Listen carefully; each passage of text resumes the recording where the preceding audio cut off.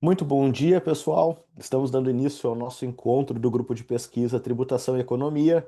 Este é mais um tema, um encontro que nós temos programado no calendário deste semestre, que já se avizinha para o encerramento, mas a gente ainda tem muita discussão aqui para tratar antes do encerramento desse semestre, que coincide com o encerramento do curso, né? A gente fez um curso de extensão que é concomitante, né, aos encontros do grupo, e aqueles inscritos no curso de extensão receberão a certificação ao final dessa atividade extensionista. Então, hoje, o nosso tema do nosso grupo envolve gastos tributários e renúncias fiscais. A ideia é trabalhar os efeitos econômicos desses incentivos setoriais e regionais e analisar sobre a perspectiva econômica, né? O que que se coletou de resultado até então. Então, esse é um dos temas que talvez estejamos chegando ao ponto de maturidade no debate político brasileiro. Durante muito tempo, nós tínhamos colocado no debate político duas posições. Aquelas que eram terminantemente contra qualquer tipo de incentivo fiscal e as razões, sempre se imaginava que era para favorecer alguns setores específicos e, portanto, isso seria injusto do ponto de vista social, e aqueles que eram a favor e que entendiam que isso proporcionava desenvolvimento econômico e geração de empregos. Esses espectros políticos parece que trocaram de lugar hoje no debate. Então, quem era a favor hoje é contra, quem era contra agora é a favor. E a gente está exatamente numa situação de mudança de polos, né, sobre os debatedores políticos, exatamente ocupando a posição contrária que ocupavam há 2, 3 décadas atrás.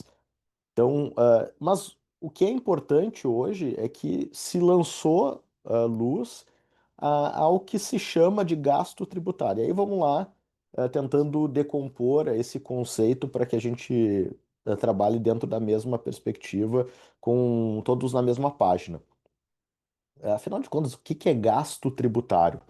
Então, em poucas palavras, a gente pode dizer que é o esforço fiscal do governo para promover determinados setores, atividades, ou conceder algum tipo de benefício para alguma população setorial focada. Então, a arrecadação tributária, ela trabalha com uma projeção e toda vez que essa projeção ela é abalada, ela é consumida, ela é prejudicada por alguma decisão política, essa decisão política de desonerar um setor A, B, C ou D é chamado de gasto tributário, ou seja, estou gastando tributo para promover ou incentivar algum tipo de política pública. Então, basicamente, a gente pode dizer que um gasto tributário, ele sem dúvida alguma, uma renúncia fiscal, abrir mão de uma arrecadação, certo? Então, colocado dentro dessa perspectiva sobre o gasto tributário, a discussão que a gente tem que estabelecer independentemente de paixão, independentemente de simpatia ideológica, política, o que nós fazemos aqui no grupo é tentar mensurar, é tentar identificar a partir de dados, a partir de pesquisas que já foram produzidas sobre a eficiência desses programas.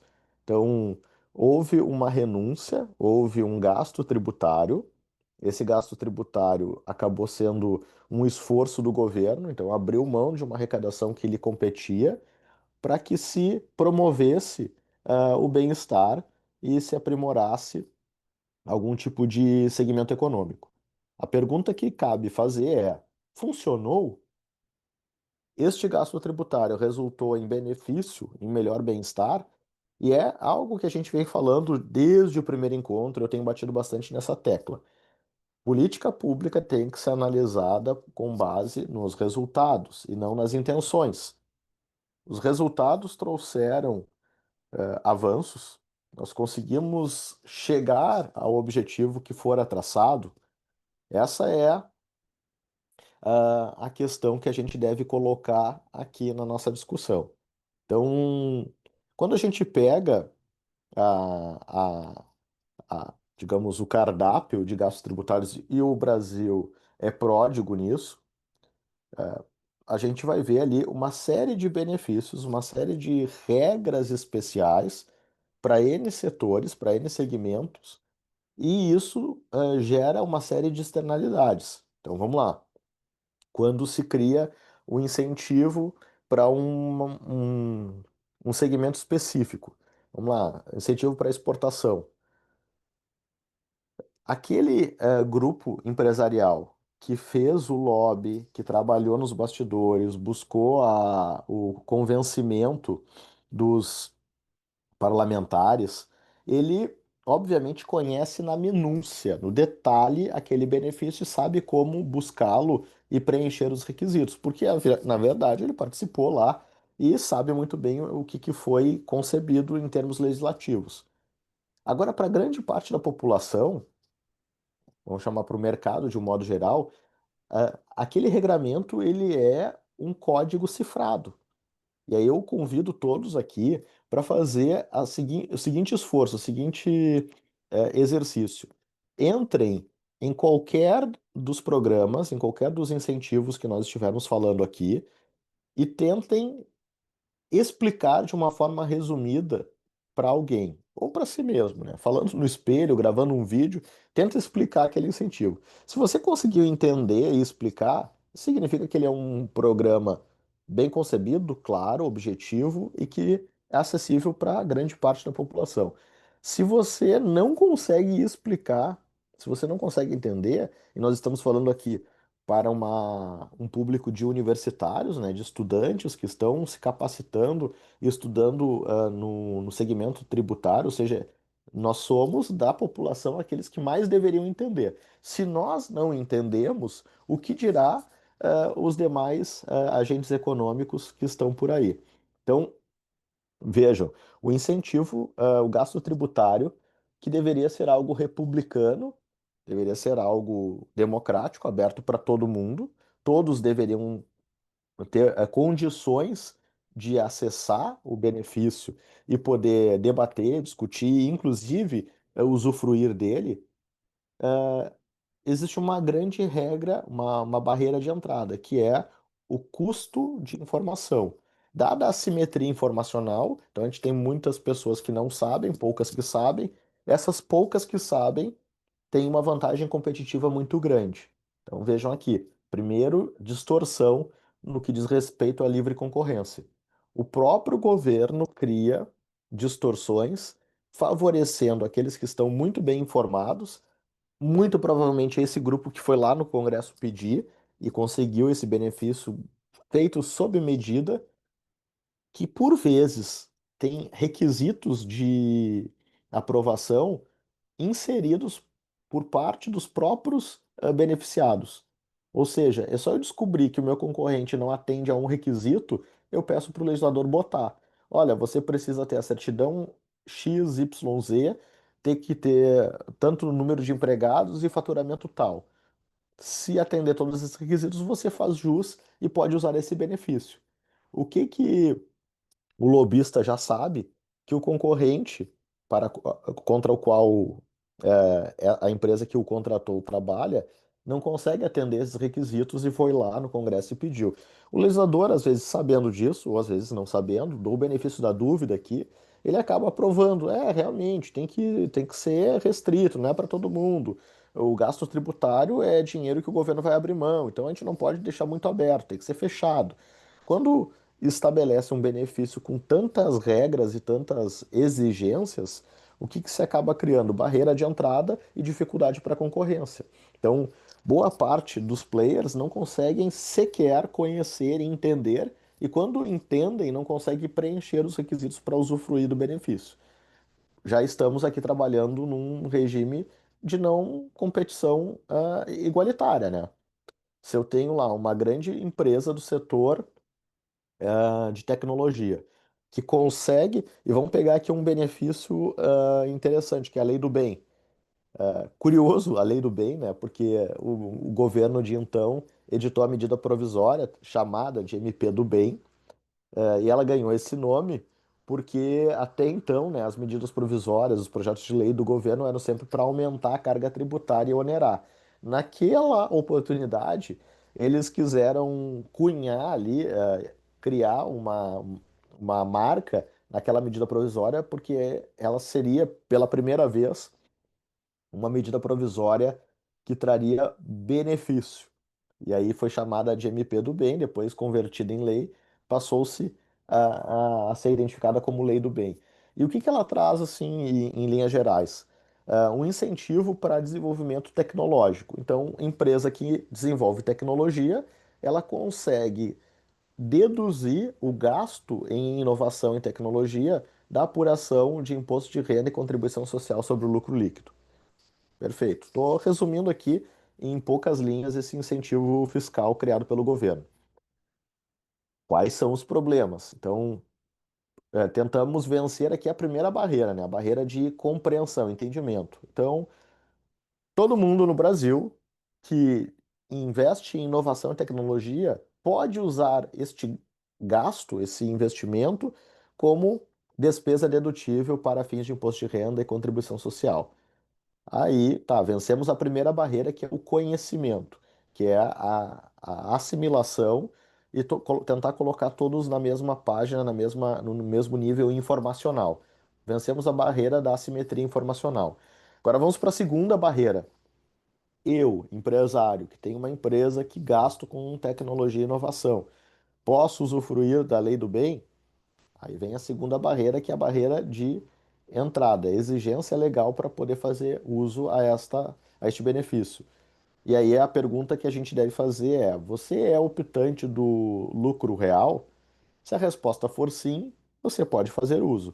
Se a resposta for não, você está excluído. Então, empresas do lucro presumido e do simples não podem, não têm direito a esse benefício.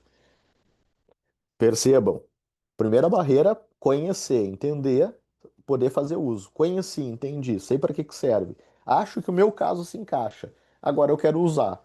Aí, para usar, qual é o requisito? Estar no lucro real. E aí, meus amigos, quais são, qual é o perfil de empresa que vai se valer e vai se aproveitar desse benefício? É a startup, a empresa pequena que está iniciando e que muito provavelmente o core business da empresa é inovação? Não. Quem é que vai se beneficiar? A empresa grande, tradicional, forte, sedimentada, que tem uma estrutura grande, tem um nível, uma expertise muito grande, que trabalha provavelmente em segmentos consolidados, mas que tem um processo produtivo ali, uma disrupção sendo desenvolvida dentro de uma das suas linhas de negócio, né? Dentro das suas estratégias de negócio. Então, assim, a gente desenvolve, a gente incentiva a inovação para quem já é grande, para quem já é forte e está competindo em nível bastante profissional, no nível de maturidade bem desenvolvido. A pequena empresa, aquela que está começando e que provavelmente o seu principal negócio, o seu único negócio é desenvolver inovação, não tem um segundo. Então vamos lá, o banco, vamos pegar o Banco Itaú. O Banco Itaú, todo mundo sabe o que que faz: serviço financeiro. É esse o core business. Aí ele tem lá uma spin-off que está desenvolvendo inovação, tecnologia. O Banco Itaú pode pegar esse gasto, deduzir do imposto a pagar, porque ele está desenvolvendo tecnologia, é verdade, pode ter lá e comprovadamente desenvolver, e muitas das instituições financeiras hoje têm como uma das principais preocupações o desenvolvimento de soluções tecnológicas, e aí ele pega e usa aquilo para pagar menos imposto. Agora, eu tenho uma startup pequenininha que não vende empréstimo, não vende consignado, não vende plano de previdência, ela só faz inovação. Tenho incentivo da lei do bem? Não, não tenho. Por quê? Porque não é optante do lucro real. Não, então é só escolher o lucro real. Meus amigos, todo mundo sabe que não é só escolher o lucro real. O lucro real é um regime extremamente complexo e exige uma contabilidade muito profissional e um nível de, vamos lá, estrutura empresarial mais sofisticado que 90% das empresas brasileiras não consegue acompanhar. Não consegue. E sem falar, eu não estou nem falando aqui que o custo normalmente não compensa da migração de determinadas atividades para o lucro real, porque a carga tributária que vai incidir sobre essa atividade, ela provavelmente vai ser mais onerosa do que o simples que era o regime escolhido inicialmente. Então, estou pegando aqui um exemplo, tá? Peguei um exemplo para mostrar. E esse é um exemplo de gasto tributário? É. O governo abre mão de tributar imposto de renda e contribuição social, são dois tributos bem importantes, cuja arrecadação é expressiva. E da onde que ele está abrindo mão? De segmentos fortes, empresas grandes com bastante geração de receita. Então o governo está abrindo mão. Para quê? Para desenvolver tecnologia. Essa é um desenvolvimento tecnológico que vai catapultar o país, promover o desenvolvimento econômico de um modo mais robusto. Dificilmente, provavelmente não. A resposta é não, porque são soluções que são feitas sob medida para aquele negócio. Então, assim, eu estou usando o nome do Banco Itaú, mas eu vou largar um pouco do pé do Banco Itaú. Vamos pegar aqui a JBS. JBS é a empresa do agro que produz proteína animal, essencialmente. Tem outras verticais de negócio, mas essencialmente é uma empresa de produção de alimentos. Ela tem inovação? Tem. Ela tem. Se vocês forem na página do grupo JBS, vocês vão encontrar lá informações sobre os processos inovadores que eles estão desenvolvendo. As soluções que a JBS está desenvolvendo podem causar um efeito, um efeito positivo para todo o mercado, para toda a sociedade brasileira? Muito provavelmente não. É bem segmentado. As pesquisas que eles desenvolvem servem para os negócios deles. E que, por acordos de transferência de tecnologia e proteção à privacidade e à propriedade intelectual, muito provavelmente não estarão disponíveis para outros concorrentes. Então, quando desenvolve a tecnologia, ela é feita sob medida para aquele negócio e não pode ser aproveitada e vendida para outro. Muito provavelmente. E esse vai ser um diferencial competitivo daquele negócio. Em torno dessa estratégia, eu não tenho nenhuma crítica, tá tudo certo. É a estratégia do negócio da empresa, eles têm condições de fazer isso, beleza. Só que estão fazendo com o esforço fiscal do Brasil, à custa de um gasto tributário, renúncia fiscal de todos os brasileiros. E o que precisa ficar claro, para a gente poder sopesar e balancear bem, é que não existe almoço grátis. Se eu desonero R$ 1 da JBS, eu preciso cobrar R$ 1 de outra pessoa, outro alguém. Então, eu desonerei R$ 1 aqui do Banco Itaú, eu tenho que cobrar R$ 1 de outra pessoa para poder fechar a conta do, orçamento federal. Este é o ponto. E essa troca, abri mão de R$ 1 aqui, cobrei R$ 1 de lá. Essa troca no saldo líquido está sendo positiva ou negativa? Este dado a gente não tem. Este dado a gente não tem. Nós temos agora com a DIRB, né? E eu vi que a Maria informou aqui. A Maria Clara colocou, entrando pela página da DIRB, encontrei um painel bem legal com benefícios fiscais. Tem um Power BI, legal, Maria, legal. Vamos ver se a gente consegue compartilhar. Olha só que legal. Olha só. Vamos botar aqui na tela que vai ficar bem bacana. Compartilhar a tela aqui. Então, vocês estão acompanhando aí, conseguem enxergar? A Maria nos compartilhou aqui no chat o link dos dados. Então, eu falei no início do nosso encontro, ainda não estava na fase de gravação, né? que o governo federal instituiu uma obrigação tributária acessória chamada DIRB, e essa obrigação tributária acessória, todos os beneficiários de incentivo fiscal precisam dizer: eu tenho benefício, qual é o benefício que eu tenho e quanto que isso repercute, de desoneração no meu negócio. Todos os meses, todos os meses a gente tem que informar. Então, os cidadãos brasileiros precisam informar. Aqui está o dashboard, né, da Receita Federal.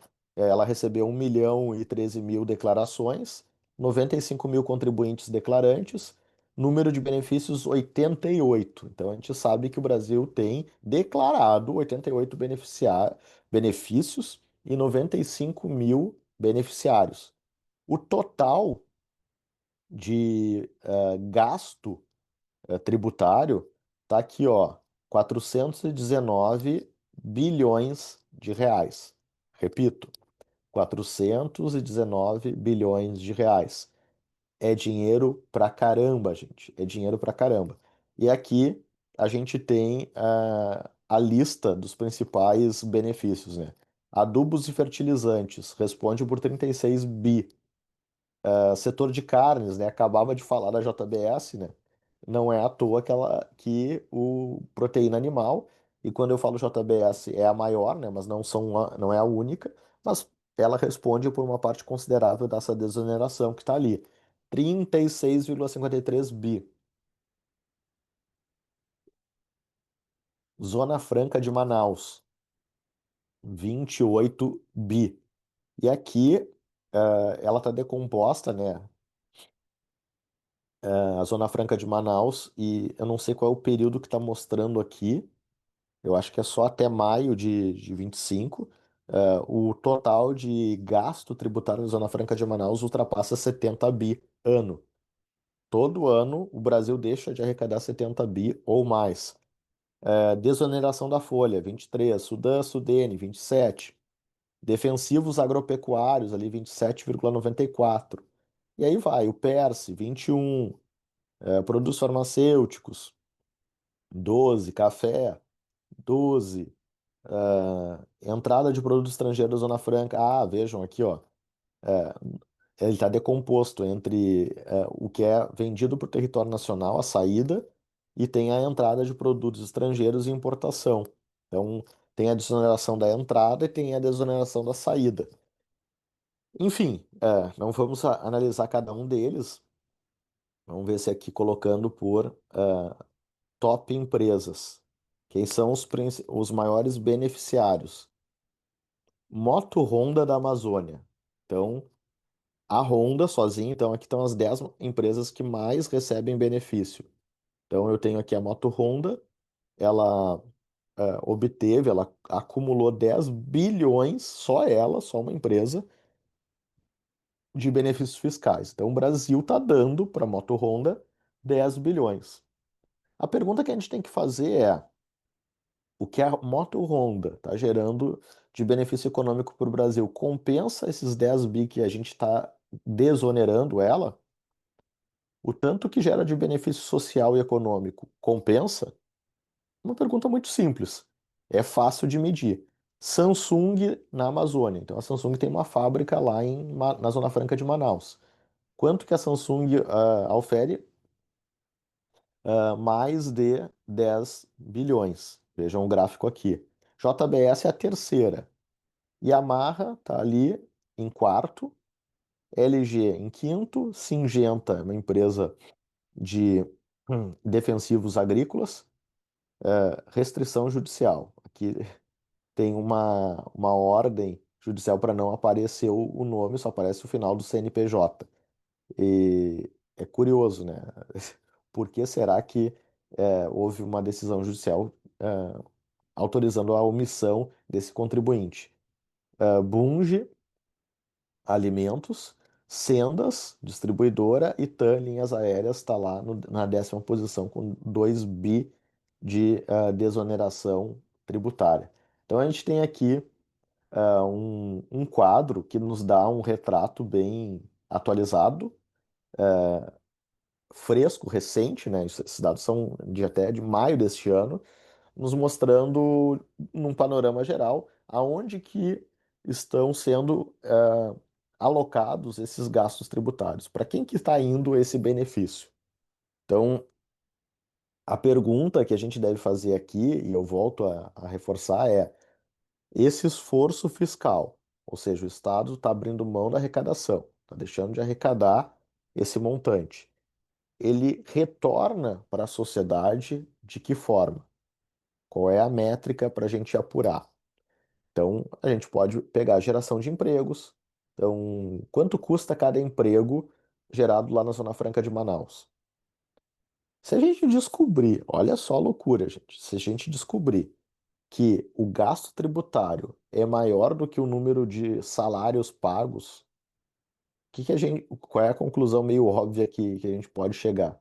É mais barato para o Brasil pegar e dar o salário para alguém do que pegar e fazer com que essa empresa fique instalada lá no extremo norte do país, numa localidade distante, gerando um custo logístico brutal para a sociedade brasileira, que isso a gente não mensura. Quanto custa? E ali vão pegar só as empresas que mais recebem benefício ali segundo o top 10 da Receita Federal. Quais eram? Honda, Yamaha, Samsung e LG, empresas sediadas em Manaus. O que que elas fazem? Motos e aparelhos eletrônicos. Para chegar o componente até Manaus, pensa na jornada, na epopeia que é para fazer um componente que muito provavelmente ele é desenvolvido no sul e no sudeste, chegar até Manaus. Ou no exterior, né? O componente vem da China, Taiwan, Coreia, etc. Vem de navio e chega em Manaus. Aí é montado o produto em Manaus. Aí esse produto vai ser consumido aonde? No sul e no sudeste, de forma mais majoritária, né? Eu me refiro aqui em termos estatísticos demográficos. Pensa no esforço logístico para fazer todo esse transporte desses itens chegar até o mercado consumidor. Qual é o custo de frete disso tudo? Já pararam para pensar? Quanto nós gastamos em frete para poder fabricar um produto em Manaus e fazer ele chegar mais caro no para o seu consumidor final? Ah, fazemos isso para desenvolver a região amazônica, para gerar indústrias e emprego na região amazônica. Quanto que nós geramos de emprego? Se a gente parar para pensar e verificar o número de empregos gerados, o quanto que se gasta com salários sobre essas empresas, talvez seja mais barato dar um benefício social para as pessoas de lá, um bolsa, alguma coisa, e permitir que essas pessoas tenham uma renda, do que simplesmente obrigar todos os brasileiros a comprar produto mais caro. Porque, em outras palavras, o que o programa da Zona Franca de Manaus faz, e, e aí pouca gente fala isso, né? É obrigar o brasileiro a comprar uma moto mais cara, um televisor mais caro, um aparelho eletrodoméstico mais caro. Ah, mas professor, por que está obrigando a comprar mais caro? Porque parem para pensar o seguinte: a Samsung, a LG, a Yamaha foram para Manaus porque é melhor? Não, porque para ela fica mais barato produzir lá. Mas para ficar mais barato produzir lá, tem que valer muito a pena, porque o custo de frete, vocês podem já imaginar que é altíssimo, né? Transportar alguma coisa até Manaus e de Manaus para o consumidor. Então, o custo tributário é absurdo, a gente viu os números, e aí esse custo tributário compensa o gasto com logística, com frete. E aí eu pergunto, dá para competir se eu quiser montar uma fábrica de televisores, se eu quiser montar uma fábrica de motos no Rio Grande do Sul, em São Paulo. Eu tenho como competir com a Yamaha, com a Honda, que está lá em Manaus? A resposta é meio óbvia, né?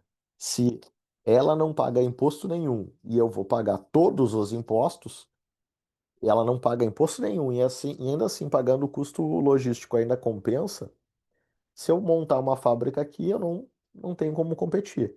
A única solução é eu montar uma outra fábrica lá. Aí vem a segunda barreira. Pode qualquer um chegar, olha, tô aqui, ó, eu sou brasileiro, sou cidadão, quero montar uma fábrica e instalar na Zona Franca de Manaus. É assim, livre para qualquer um chegar lá e botar sua empresinha? Obviamente não. É extremamente complexo, burocrático para conseguir a aprovação de todas as licenças para se instalar lá.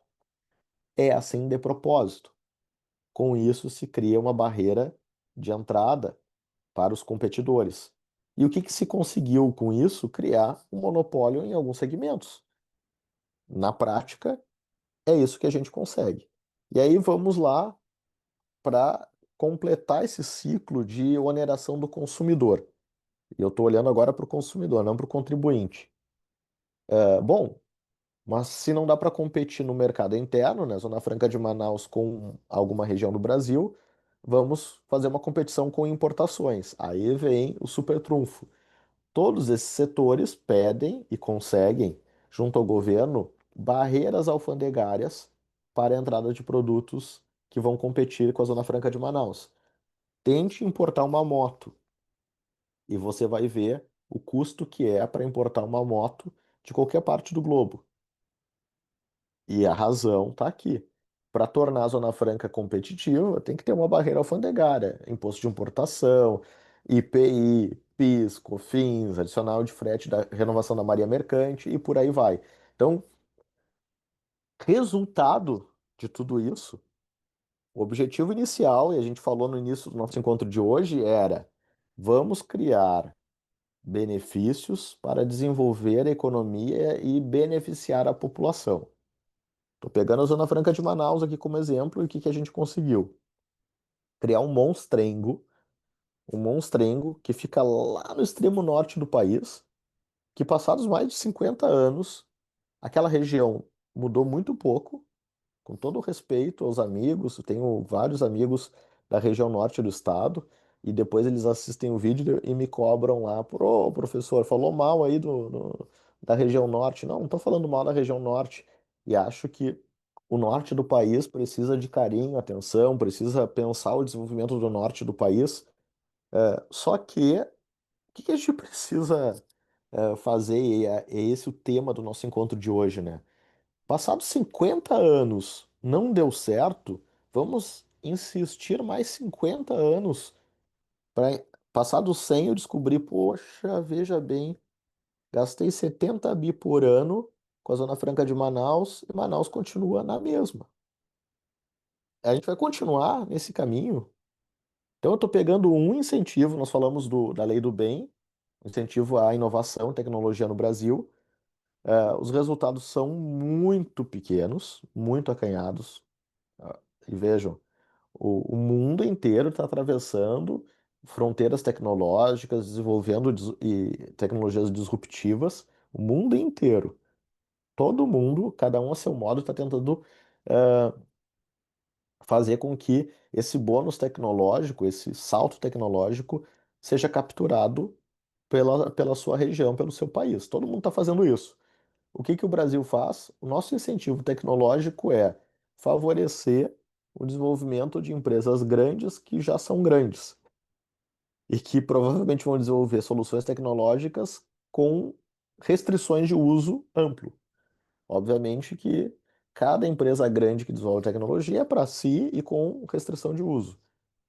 Conseguimos nos tornar paradigma no cenário global de inovação? Não. O Brasil ocupa lugar vergonhoso. Se a gente for pegar países muito menores, países. Eu vou pegar aqui um país só para comparar.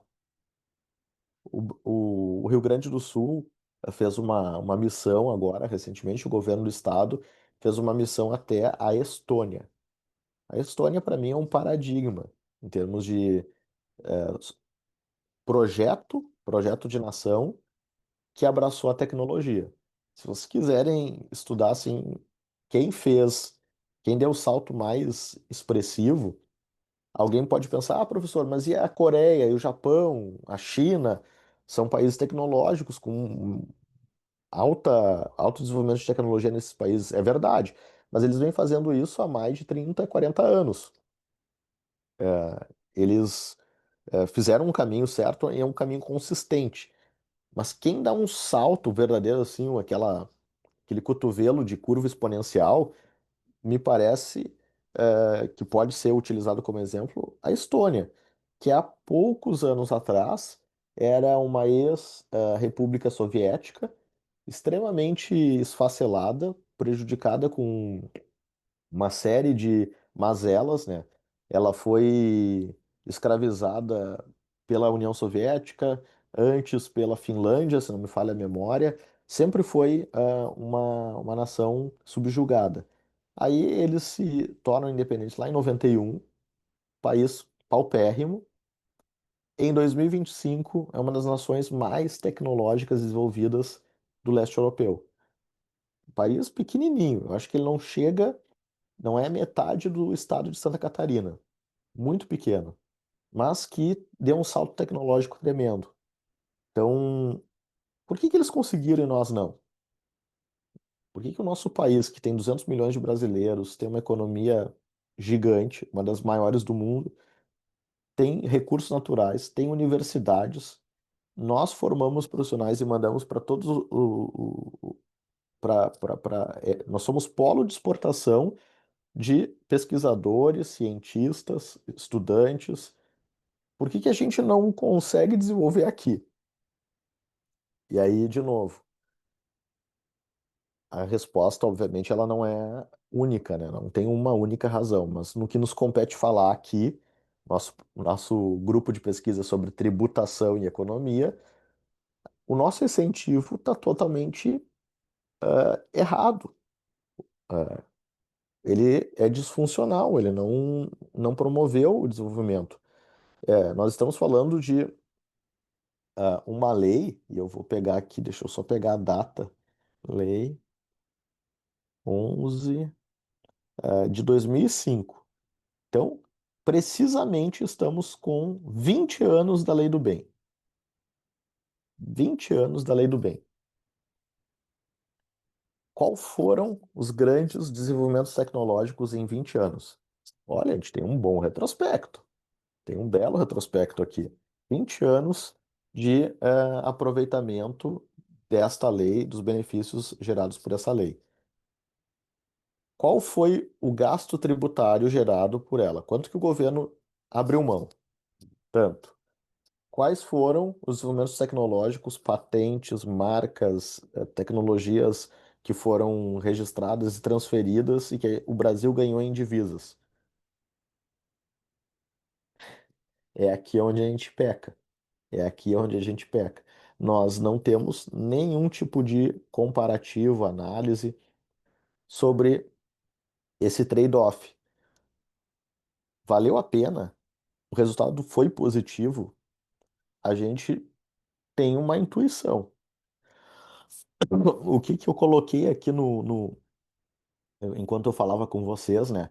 Coloquei no Google para procurar a lei do bem e quais foram os primeiros resultados de pesquisa. Empresas de assessoria para que oriente o contribuinte a usar a lei do bem. Essas foram as primeiras retornos de pesquisa do Google. O que que isso me leva a concluir? Que tem gente ganhando dinheiro com a lei do bem e não é o desenvolvedor de tecnologia, e sim é um intermediador, um despachante, que é um escritório de contabilidade, um escritório de advocacia ou uma empresa acostumada aos meandros. Eu não falei, quando eu estava explicando a lei do bem, mas existe um ponto assim delicado que é o que que pode ser considerado inovação tecnológica? Qualquer coisa. Eu tô dentro da minha empresa lá, resolvi fazer um novo atendimento dos clientes por telefone com um chatbot. Isso é inovação tecnológica, eu posso usar como gasto para deduzir do imposto de renda e contribuição social. Afinal de contas, o que que gera e o que que não gera? Eu preciso ter um projeto, eu tenho que elaborar um projeto dessa inovação. encaminhar esse projeto para aprovação no Ministério da Ciência e Tecnologia, e esse projeto aprovado, ele valida a compensação que eu fiz. E se não for aprovado? Encaminhei o projeto, fiquei desenvolvendo essa tecnologia e depois o Ministério disse: não, peraí, mas isso aqui não tem valor nenhum. Isso aqui não tem nada de inovação tecnológica, negativo, não aprovo. Obviamente que neste meandro, nesse meio, tem muito aproveitador, tem muito malandro. E obviamente que faz o uso equivocado do benefício previsto em lei. Diga, Andrei, pode falar. Eu trabalho com consultoria tributária, né? Hoje eu não estou fazendo lei do bem, mas no meu antigo escritório eu fazia. E aí depois que eu saí, teve alguns projetos lá que eu vi que foram barrados no MCTI lá, que o pessoal... Porque assim, eu trabalhava numa empresa que tinha a consultoria tributária e era uma consultoria de projetos. Daí os caras faziam... Era meio a Bangu, porque eles dividiam o projeto com a consultoria de projetos e eu ficava com a parte do cálculo da dedução do imposto de renda, né? Então, era sempre duvidoso, assim, até a questão de dedução das notas que entrassem no escopo do projeto. Então, era sempre uma discussão. Tinha que fazer um comitê lá para definir o que que a gente acabava considerando no cálculo. E aí, depois que eu saí, a gente acabou, né, enfim, mantendo contato. Daí eu soube que um dos projetos lá do pessoal deu uma barrada na área de projeto porque o MCTI não considerou como inovação tecnológica.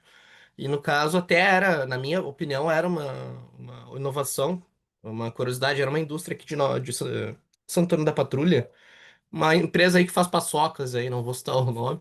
E aí os caras inovaram lá na produção deles fazendo uma esteira automática e separava amendoim. Era uma coisa bem nova ali para o escopo deles. E só que aí o senhor falou um pouco antes, né, em relação à inovação tecnológica, a questão do mercado para os caras não ficarem para trás. O pensamento dessas empresas, pelo menos os que a gente fazia, era que justamente eles não podiam ficar para trás porque muitas vezes o concorrente já tinha essa tecnologia. E aí o cara não foi lá, não fez uso da lei do bem, o cara tirava do bolso, né? Aí muitas vezes o cara não tinha grana para bater de frente, ele ia atrás desse subsídio do governo, né, dessa renúncia fiscal. E, bom, bem interessante. Eu gosto bastante aí de debater lei do bem. Legal, legal, Andrei. Tu abordaste aqui dois pontos, né? Que eu tinha lançado aqui na nossa discussão, que é o que que é projeto inovador? Aqui já tem uma discussão, né? Que eu estou desenvolvendo é ou não é inovação? Segundo, superando o primeiro ponto, né? É inovador, mas aí o que que gasto nesse projeto que pode ser colocado lá no centro de custo para dedução? E aí a gente vai começar a ter alguns debates, né? Tu lembra de alguma das questões que tu poderia aqui no compartilhar que gerava dúvida? Entra, não entra? É que muitas vezes aí na lei do bem a gente tem a dedução também dos pesquisadores que atuam na área, né? Então a gente tem um escopo lá da folha de pagamento dos caras que a gente discutir em relação Tem alguns pormenores, por exemplo, se a empresa faz a primeira lei do bem deles, eles têm uma regrinha lá na lei em relação a pesquisadores exclusivos, né? E aí, até aí, era pormenores aí, desde isso até notas de compra de maquinário mesmo. Um caso lá que não entrou foi um silo dessa mesma empresa de amendoim lá. Eles compraram um silo e aí a gente tinha. O que que acontece? Eu tinha acesso ao SPED fiscal por ser da parte da consultoria tributária, né? E muitas vezes o pessoal ali da consultoria de projetos eles não tinham muita noção assim dessa parte mais de dentro de SPED mesmo, da receita ali, de buscar e comprovar se a nota era daqui a pouco uma aquisição, ou enfim. E aí a gente ia tirar essas dúvidas e aí a gente ficou nessa questão do silo, porque já era uma, se eu não me engano, era uma remessa, não era uma aquisição considerada nova. E aí não poderia ser considerada, e era um baita de uma grana, assim, que ia ser, ter uma dedução no projeto, né? Então, nessa questão, eu até coloquei grandes indústrias ali. Essa indústria em si, ela tinha um faturamento bem interessante por ano, eram 700 milhões, se eu não me engano.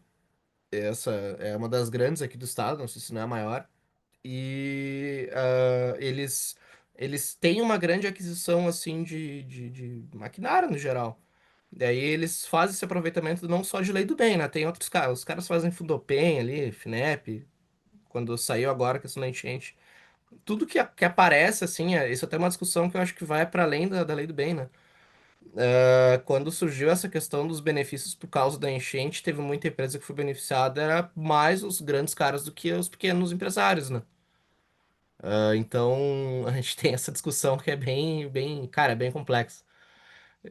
Mas esse caso, assim, de considerar ou não pelo projeto, aí a lei do bem também ela pode aprovar ou totalmente ou parcialmente, né? Então, tu vai lá e tu deduziu 100 mil ali do imposto de renda, uma nota, uma parte desses 100 mil, sei lá, era uma nota que equivalia a 30 mil ali da dedução, os caras podem, não, isso aqui a gente não aprova e tal. Aí eles dão todo o parecer, né? O MCTI ele libera. Ah, no geral era isso. Não, e nesse caso aconteceu justamente isso, né? A gente teve um problema lá que o pessoal não acabou não concordando. Legal, legal, Andrei. Ah, essa discussão, e aí de novo, né? A gente está falando aqui em desenho de política pública. Quanto mais simples, mais clara, objetiva, mais fácil é, mais acessível para todos fica. E aí a gente consegue democratizar o acesso à política pública, que deveria, obviamente, beneficiar a todos os que, pelo desenho, deveriam ser atendidos. Quando a gente cria uma série de amarras, restrições, exceções, condicionantes, o que que a gente acaba fazendo? Primeiro, restringindo o acesso. Era para restringir ou não era? Essa é uma pergunta que a gente tem que fazer para o formulador da política. Era para restringir o acesso? Bom, então vale a pena a sociedade brasileira fazer um esforço para um usufruir? É bastante questionável esse tipo de iniciativa. O Brasil fez um projeto de nação calcado nos chamados campeões nacionais. Esse foi um projeto, não estou falando aqui nenhuma inconfidência, estou falando de um projeto público, né, afirmado, comunicado com a população brasileira, de o Brasil fazer um grande esforço para transformar as empresas grandes, maiores ainda, para competir no cenário global. Essa era a intenção. A sociedade brasileira tem excedente para fazer esse esforço, e daí por isso a palavra gasto, né? A gente está gastando. Quando a gente desonera, a gente está gastando o tributo que poderia servir para alguma política pública mais focada a populações mais necessitadas. Então a gente abriu mão desse recurso. Esse recurso foi direcionado para uma grande empresa já consolidada. Esse incentivo governamental para transformar essa grande empresa em campeão nacional e disputar no mercado internacional melhorou o bem-estar social? Eu acho que esse é um debate maduro para a gente fazer. E sem ranço, sem viés aqui, conotação ideológica. Eu preciso mensurar o bem-estar social. Preciso mensurar se nós nos tornamos melhores a partir dessa política. Muito se fala, né, em termos de inovação tecnológica e desenvolvimento de grandes players no mercado internacional com um forte apoio estatal. E existe uma autora que ela é bem cultuada, uma autora que trabalha na perspectiva econômica, né? Se não me engano é Mariana Mazzucato, se não me falha a memória o nome dela, e que ela tem como grande, digamos, proposição acadêmica, teórica, a ideia do Estado como indutor, promotor de desenvolvimento tecnológico. Ela defende a ideia de que todas as soluções tecnológicas, todos os avanços foram feitos em todas as nações do mundo com um grande apoio estatal, e quando a gente abre mão desta política, nós estamos ficando para trás na competição global. Não estou aqui fazendo nenhum juízo se é bom ou é ruim, estou trazendo só o argumento da Mariana Mazzucato. E aí, sempre vem à tona aqui os modelos, de proteção e incentivo norte-americano, sul-coreano, o chinês, que tem, grande incentivo e intervenção do Estado e que desenvolveu, grandes competidores em nível global. Então, esse é um argumento. Se a gente quer, competir com os grandes, temos que formar os nossos grandes aqui. Beleza. Agora, a pergunta que nós devemos fazer é: o custo que isso teve até agora gerou a condição de competirmos em pé de igualdade nos segmentos em que foram apoiados? Ok, vamos imaginar e vamos responder afirmativamente que sim. O esforço, o gasto tributário estatal gerou campeão nacional que passou a competir em pé de igualdade com outros players no mundo. Beleza. Esta vitória, então a política pública foi bem sucedida. Transformamos um campeão nacional em um concorrente, postulante a campeão internacional. Maravilha. Este campeão brasileiro que está competindo lá em pé de igualdade com os estrangeiros, ele está trazendo retorno para a sociedade brasileira? A sociedade brasileira tem se beneficiado? Qual foi o benefício que foi extraído a partir de então? Então, de novo, não estou fazendo juízo nenhum sobre a política e não estou avaliando ela. Eu estou propondo que nós façamos a análise séria desses dados. E se a gente concluir que a política não promoveu esse campeão nacional, já morreu por aí, mas se promoveu, os benefícios foram capturados pelo conglomerado econômico, melhorando a condição daqueles que investem, e não tem nada de errado nisso, né? O investidor recebeu o retorno. Agora, recebeu um retorno, teve geração de lucro à custa de um gasto tributário. A sociedade brasileira, nesse trade-off, ela se tornou melhor, ela ficou melhor no resultado líquido? Essa é a pergunta que a gente tem que se fazer. Diga, Andrei, pode falar.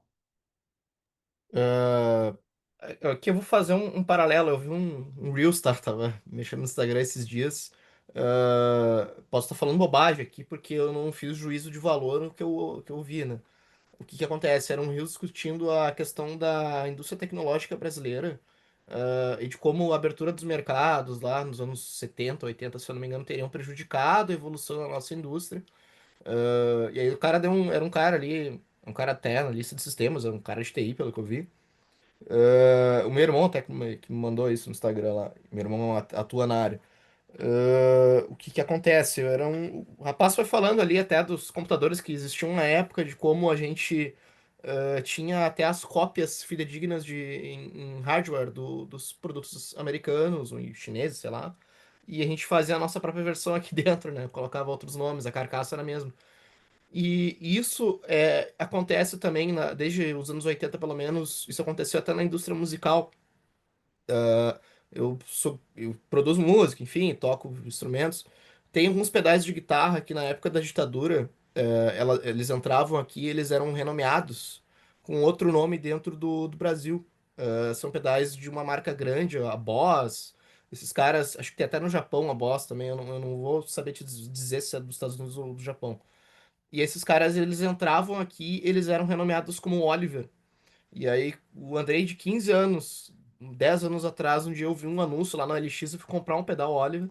E aí eu fui pesquisar a história no YouTube e aí o cara contou toda essa história aí da questão do mercado lá, que não podia entrar aqui na época e que só era um pedal bem antigo, tinha quase 40 anos já.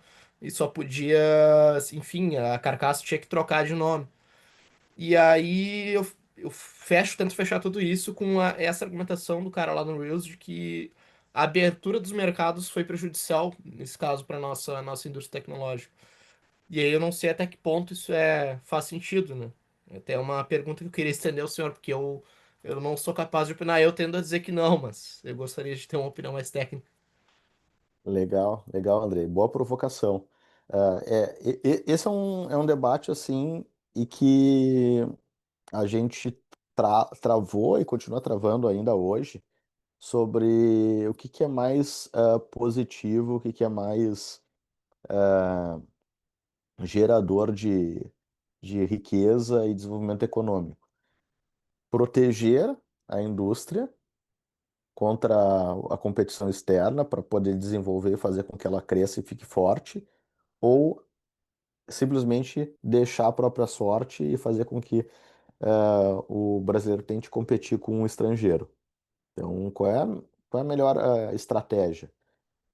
Podemos dizer que uma a gente já testou a exaustão, que é o fechamento da economia.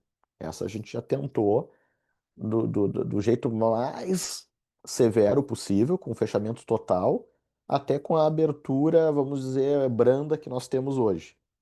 Então, era completamente fechado.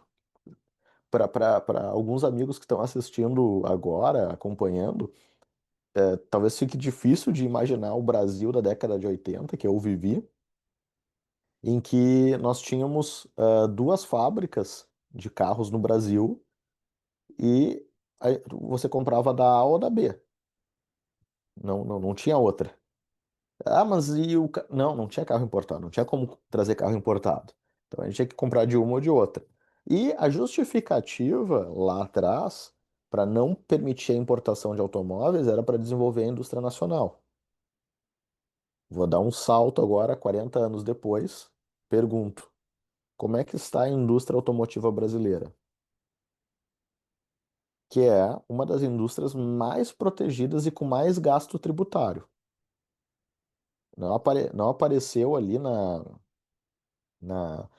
no dashboard da DIRB, mas as indústrias automotivas têm muito incentivo, recebem incentivo, e além do incentivo que elas recebem, elas possuem proteções e barreiras de entrada.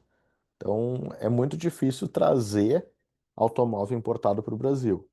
E aí, obviamente, tem uma série de regrinhas e nuances que fazem com que daí o espertalhão consiga ganhar. Vou dar um exemplo agora, que todo mundo deve estar vendo com bastante frequência carros importados chineses que estão chegando ao mercado brasileiro. Todo mundo já deve ter até circulado num, se é que alguém não tem um carro chinês aí seu. Ele entrou de uma forma bastante arrojada, competitiva. Por vezes mais barato comprar um carro chinês de nível alto do que um brasileiro produzido aqui básico, um carro popular. Que de popular não tem nada, né? O carro mais barato do Brasil é quase R$ 80.000. Então, como é que o chinês conseguiu? Se eu estou falando que a indústria brasileira, a indústria automotiva é muito protegida, e ainda é.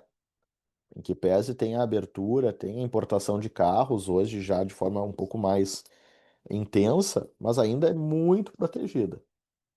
Se criou uma regrinha que só quem fez sabe dela, que se você tivesse uma fábrica aqui, ou a promessa de ter uma fábrica aqui, você teria uma cota de importação para trazer veículos importados.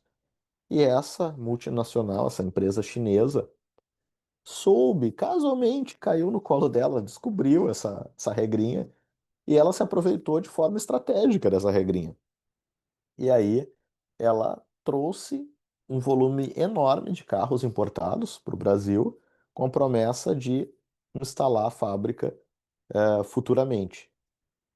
Ao que diz, parece que essa fábrica vai começar a funcionar esse ano, ou talvez no início do ano que vem, mas os carros já chegaram aqui. E esses carros chegaram com restrições alfandegárias muito baixas em relação a qualquer outra montadora que não tem fábrica aqui. Então, vejam, foi criada uma regrinha ali, se você montar um carro porcaria aqui, você pode trazer do exterior vários carros que você produz lá com um custo, uma encargo tributário de importação mais baixo. E assim foi feito por várias montadoras aqui no Brasil. Obviamente, aquelas que sabem do detalhe, sabem exatamente da exceção da regra de como fazer esse tipo de estratégia, né? E como eu disse no início, e repito aqui, eu estou ironizando, óbvio, né? Que não foi por acaso, não foi. Essa regra foi feita sob medida. Então, Andrei, colegas, a resposta que eu tenho para quem defende a barreira, quem defende a proteção da indústria nacional, é dizer que o retrospecto não favorece. Pega qualquer setor, Andrei e amigos, qualquer setor que o Brasil protegeu nas últimas 5 décadas, estou falando de 50 anos. Setor automobilístico, setor de informática, setor de eletrônicos, qualquer segmento da indústria, máquinas.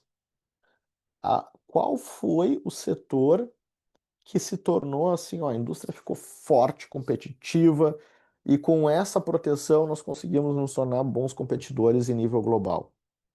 Me dá um exemplo. Me dá um exemplo da indústria em que a gente, com a proteção, em razão da proteção, nós nos tornamos fortes e competitivos. O que que a gente conseguiu fazer?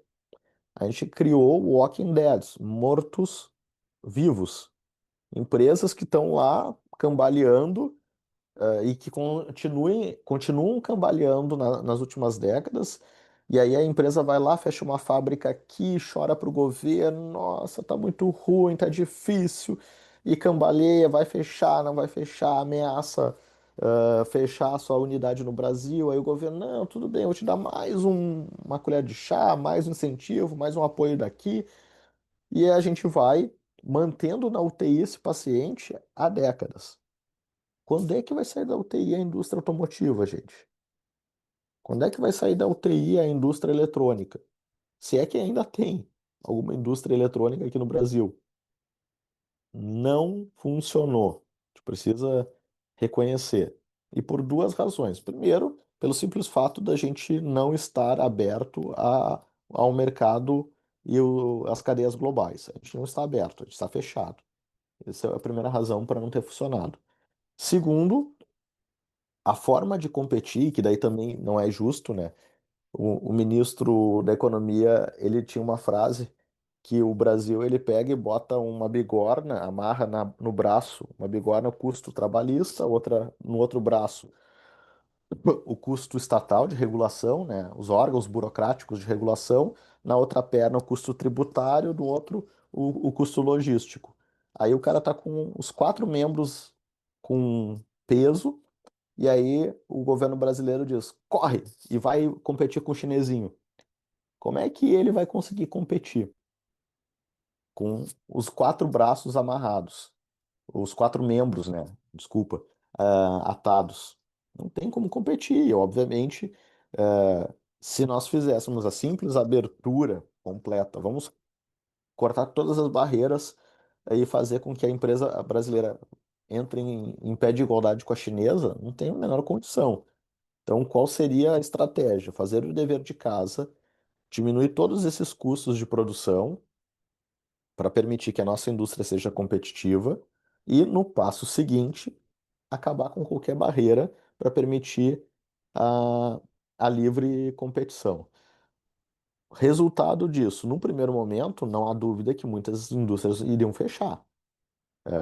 Quando tira todos os aparelhos, tira lá o oxigênio, tira o choque elétrico que está levando, tira a alimentação por endovenosa, tu tira todos os aparelhos da UTI, vai ter indústria que vai morrer. É evidente, porque ela só estava funcionando com aparelhos. Tirou ali, ela não vai conseguir parar de pé. Mas o que a gente vai conseguir gerar de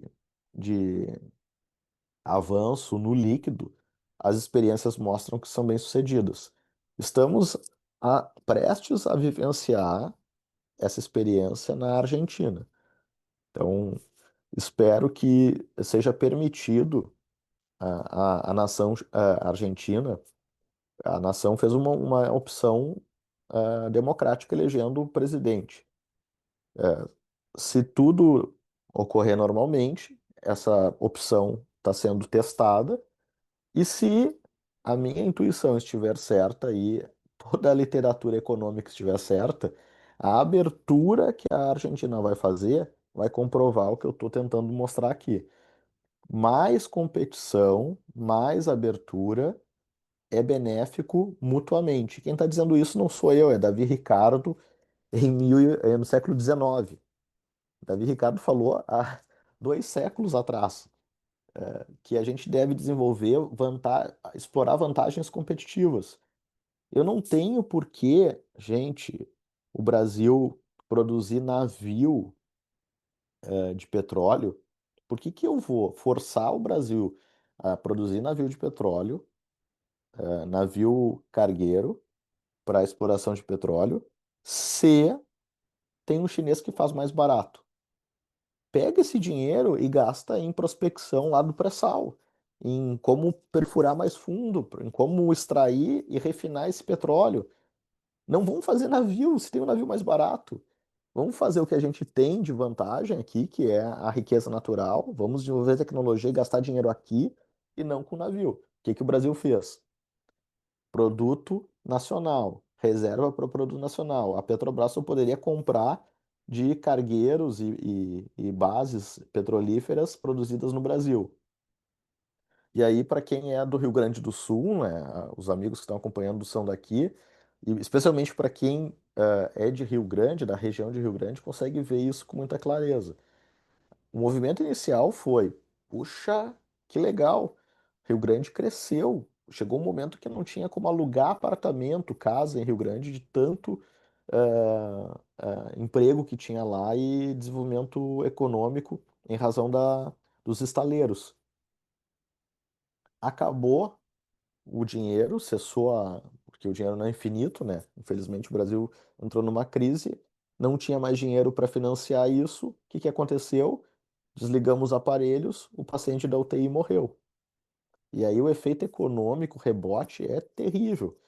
A cidade sofreu muito, desemprego, violência, miséria. E aí, obviamente que a gente não consegue fazer a dissociação de causa e efeito, entender exatamente o que que é causa e o que que é efeito, a gente começa a, viu, ó, desmanche das políticas estatais gera desemprego.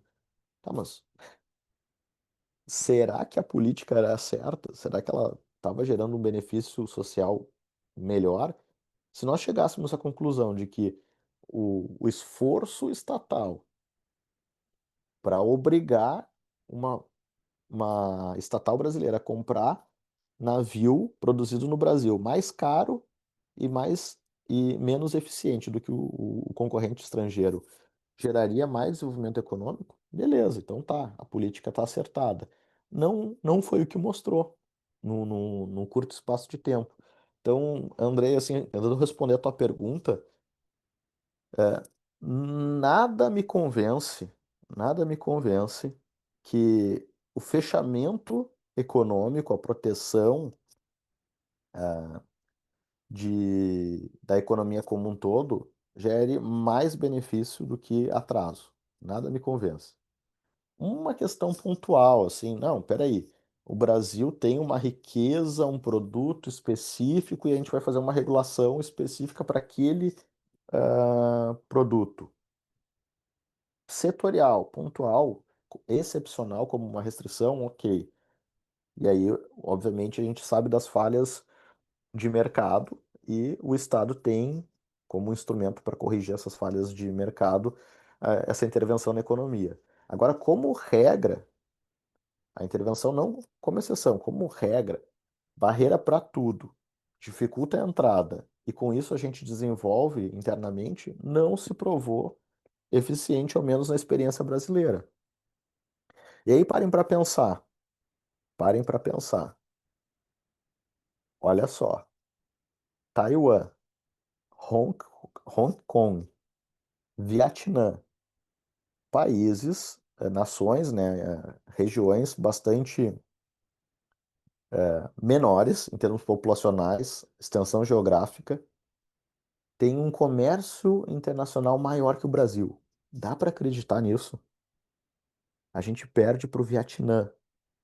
A gente perde para o Vietnã. E a gente perde para Taiwan, em termos de trocas comerciais. E, ah, e agora imaginem só Taiwan adotando a política brasileira. Taiwan, seus formuladores de políticas decidiram o seguinte: olha, vamos acabar com esse mercado, esse comércio internacional, isso aí não é bom, as nossas indústrias não estão crescendo. Vamos fechar aqui o mercado, permitir que as nossas indústrias cresçam e gerar emprego para a nossa população. O que que Taiwan conseguiria produzir naquele pequeníssimo espaço geográfico? Ela conseguiria ser produtora dos insumos necessários? Não, ela precisa comprar de fora. Ela conseguiria ter mercado consumidor do que ela desenvolve ali? Não. É uma população pequena. Aonde que ela ganha? Nas trocas, se especializando em coisas que fazem muito melhor do que qualquer outro. Não é à toa que aquele pequeno enclave ali é uma disputa gran- enorme no ponto de vista global. China e Estados Unidos podem travar uma guerra por Taiwan. E aí alguém vai pensar assim, pô, meu, brigar por um negocinho desse não é só um negocinho, é estratégico do ponto de vista internacional. Como é que Taiwan conseguiu? Como é que aquele espacinho ali conseguiu? Como é que Singapura conseguiu? Como é que a Coreia do Sul conseguiu? Sendo regiões geograficamente desfavoráveis, população limitada, recursos naturais limitados. Como é que eles conseguiram esse desenvolvimento? Então, ah, de novo, e aqui é a ideia, né? A nossa discussão é medir os gastos tributários, medir os ganhos e fazer uma comparação. O tanto que eu gastei, ele é justificável com o tanto que eu ganhei? Se a gente chegar à conclusão de que não, é hora de fazer o corte. E a gente está exatamente no centro desse debate. Por quê? O governo mandou um projeto de reforma do imposto de renda. O Congresso disse: não concordo com ele, vou fazer modificações e acho que vou botar a tesoura nos incentivos fiscais. Então, esse tá lá no Congresso, foi anunciado isso. O governo aumenta o IOF, dá confusão, guerra. Aí, para tentar apaziguar e diminuir a tensão, encaminha uma medida provisória e que, dentre as medidas anunciadas, estaria o corte dos incentivos tributários nessa medida provisória. No texto não veio. E aí diz que o governo pensou bem, talvez não valha tanto o sacrifício. Alguns deles têm assento na Constituição, como é a Zona Franca de Manaus. Então não dá para tirar simplesmente a Zona Franca de Manaus. Tem que fazer uma PEC para retirar da Constituição esse incentivo. Então isso seria muito mais complexo. Mas tem outros tantos que estão no plano infraconstitucional. E aí a pergunta que se faz é: vale a pena mantê-los? Temos dados, temos elementos que nos permitam afirmar que eles foram mais benéficos do que onerosos? Essa é a pergunta que eu deixo aqui para vocês e que eu acho que é a nossa grande foco de preocupação, enquanto nação, enquanto país, enquanto pesquisadores, né? Mensurar o que a gente gastou e o que que a gente ganhou com esses incentivos. E aí precisamos reavaliar. Não faz sentido que onere toda a população. E aí, o que que era a promessa da reforma tributária do consumo, né? A tributação do consumo é doida. Alíquotas das mais variáveis em cada estado da federação, em cada região. E aí, vamos unificar tudo.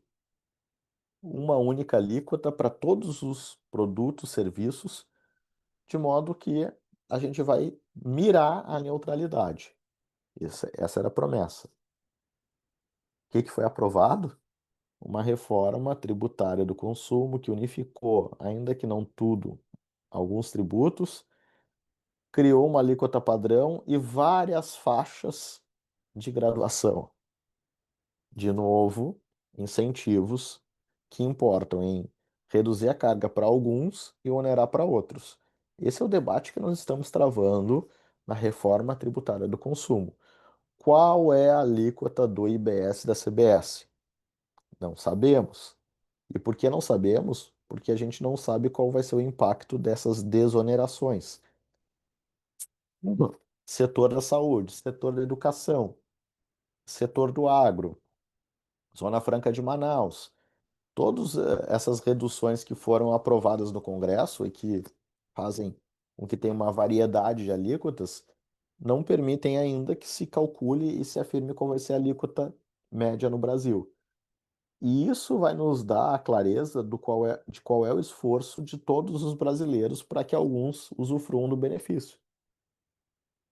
E aí, de novo, a pergunta: vale a pena isso? Ou não seria melhor simplificar tudo, termos uma alíquota padrão baixa, e aí, identificando um segmento que precisa de algum tipo de apoio, setorialmente, pontualmente, fazer esse tipo de política focada, de modo que, mensurando resultados, mensurando ali, vamos conceder 5 anos.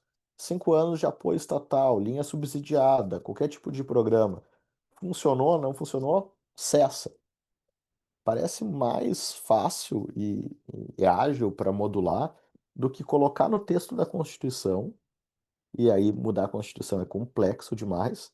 Tá na lei complementar, tá na norma regulamentadora. Então, eu tenho três níveis normativos concedendo um benefício. Se eu quiser tirar, vai ser problemático tirar, a começar por uma PEC de emenda, mudar a Constituição. E aí eu tô amarrado nesse benefício para mais de décadas. De novo, apostamos no mesmo caminho. Coloca na Constituição, norma complementar, regulamentadora e vamos ver o que que vai dar. Esse benefício, ele vai se perpetuar no tempo, obviamente. E a gente vai ter setores que serão favorecidos, não estarão de forma madura para competir no plano internacional e sempre vai voltar aquele fantasma, Andrei. Ah, mas se nós abrirmos a competição, se nós fizermos, a gente não consegue competir com o chinês. Mas quando que a gente vai conseguir, meu Deus? Quando que vai chegar esse dia? Quando vai chegar o dia em que a gente vai conseguir? De novo, mantendo as mesmas condições atuais e não fazendo um trabalho para que a gente consiga minimamente igualar custos, é óbvio que não tem como competir mesmo. Então, é, respondendo e finalizando a pergunta que o Andrei fez e que achei interessantíssima, né? Sobre um vídeo que ele viu, ah, fazer a abertura pura e simples agora, obviamente, é um suicídio. O nosso custo empresarial no Brasil, o ambiente de negócio é muito ruim. Então, é que nem aquela metáfora do ministro, botar o cara todo algemado, amarrado e pedir para ele correr e competir, não vai conseguir. O que que a gente deveria fazer? Trabalho de casa. Qual é o custo de produção na China? Qual é o custo de produção nos Estados Unidos, na Europa? Então, esses custos, eles precisam estar mais ou menos igualados ou aproximados. Conseguir baixar o peso, o custo Brasil e tornar ele competitivo, abre tudo e vamos para a competição. Aí sim a gente vai conseguir ter um livre comércio e os ganhos que o Brasil, aí, gente, nós somos bons, é preciso dizer isso. O país, ele é competitivo, ele é inovador, a população brasileira é trabalhadora, nós temos condições de competir. Só precisa estar todo mundo na, na mesma condição, né? Não dá para pegar e tirar o meu querido Internacional, ou o Grêmio do Andrei aí, e jogar lá no Mundial de Clubes agora. A gente vai passar vergonha. Agora, coloca na mesma condição, dá o mesmo treinamento, consegue montar um elenco competitivo, a gente vai lá e vai fazer frente. como o Grêmio já fez, como o Inter já fez, em competições internacionais. Agora, simplesmente tira as barreiras, vai, corre. Seguramente a gente veria o que alguns narram como uma eh, derrocada da indústria, né? E ela já está minguando, se a gente for perceber ao longo das últimas décadas a participação da indústria na composição do PIB, a gente vai ver que a indústria tinha um papel lá no período militar, onde foi um período de industrialização muito forte, e ele vem reduzindo, reduzindo, reduzindo, até chegar ao ponto hoje que é bem pequeno, para se comparar aí, para se levar em consideração o tamanho do Brasil. Por que nós só diminuímos? Porque a indústria só foi perdendo competitividade ao longo do tempo, enquanto outros países ganharam protagonismo. As respostas estão aqui dentro. Não adianta botar culpa lá fora. Ah, o capitalismo, o imperialismo americano. Não. Os nossos problemas respondemos aqui dentro. Aqui dentro são as respostas. É isso, meus amigos. Alguma pergunta que vocês gostariam de fazer? Algum comentário antes de encerrarmos nosso encontro de hoje? Por mim, tá respondido meu questionamento. Tu colocou ali a Argentina subiu 5, no primeiro trimestre do ano. Isso, relação ao ano passado, né? Em crescimento, É, acho que nominal foi 0,8. isso. O, essa, vejam, o país que nas últimas décadas não tinha superávit, conseguiu alcançar o superávit. Cortou, tirou um monte de excesso e isso permitiu gerar superávit. O superávit melhorou a expectativa da economia, levou a inflação lá para baixo. E vejam, a Argentina tinha uma taxa de juros altíssima, que era justamente para controlar a inflação, e que no governo anterior não tinha efeito nenhum. Por mais que elevasse a taxa de juros, a inflação continuava galopante. Onde é que estava o ponto, né? Os gastos estatais. A expectativa dos agentes do mercado estava completamente desancorada do desempenho do Estado. O Estado não estava comprovando, gerando expectativa que poderia controlar a emissão de moeda. Com a mudança na leitura, os agentes, não, peraí, o Estado já está gerando excedente, está tendo superávit, então não há necessidade de a gente correr e fazer reajuste, e aí começa a, distensionar a pressão sobre a inflação de preços. E aí, o governo já anunciou redução de impostos, redução sobre as importações, e o projeto é ter um livre comércio completo. Vão conseguir fazer? Não sei. Seria interessante permitir que pudesse, e aí a gente poder mensurar resultados. Conseguiram alcançar, melhoraram as condições, e talvez a gente possa ter um paradigma para poder comparar e contrastar com o que o Brasil sempre fez. O Brasil sempre adotou uma política de proteção, restrição à competição internacional. Essa foi a tônica das últimas 5 décadas. Sempre fez isso, com mais intensidade ou menos intensidade, mas sempre fez. Não deu certo, né, gente? Vamos admitir. Será que abrir mais um pouco, fazer a abertura não seria benéfico? A ver.